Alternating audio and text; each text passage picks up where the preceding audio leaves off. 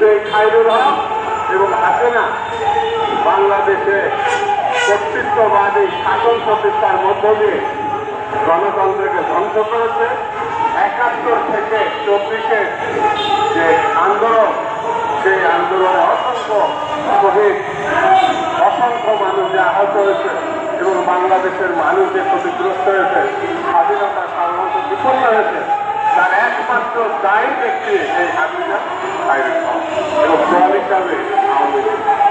বন্ধুরা, বিএনপি সেখানে বলেছে এদেরকে মাফ করা যাবে না।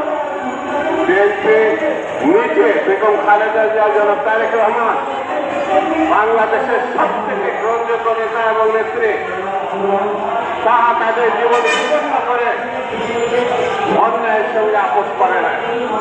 আগামী দিনে জনগণের ম্যান্ডেট নিয়ে এই দল যেমন অতীতে জনগণের পাশে দাঁড়িয়েছে, অন্যায় বিচারের বিপক্ষে দাঁড়িয়েছে, আগামী দিনেও এই খুনি, লুটেরা, হত্যাকারী, গণহত্যাকারী, স্বাধীনতা বিপন্নকারী হাসিনা, আওয়ামী লীগ এদেরকে মাফ করার কোনো প্রশ্নই ওঠে না। সেই জন্য বন্ধুরা, আমি দেশে-মুক্তি জনগণের সঙ্গে কথা বলে আজকে শেষ করি। বাংলাদেশের মানুষ বাংলাদেশ প্রতিষ্ঠা করেছিল ধারাবাহিকভাবে। 19-এ গণঅভ্যুত্থানে আমাদের ছেলেমেয়েরা যে ইতিহাস রচনা করেছে, সেই ইতিহাসের সঙ্গে কোনোভাবে বেইমানি করা চলবে না, কোনোভাবে তাকে তথ্যতা করা চলবে না।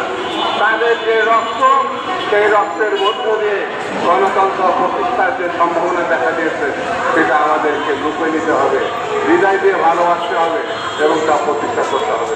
এই জন্য আমাদের ঐক্যবদ্ধ রাখতে হবে এবং সামনের দিনগুলোতে আরও দৃঢ় ঐক্যবদ্ধ ভূমিকা পালন করতে হবে।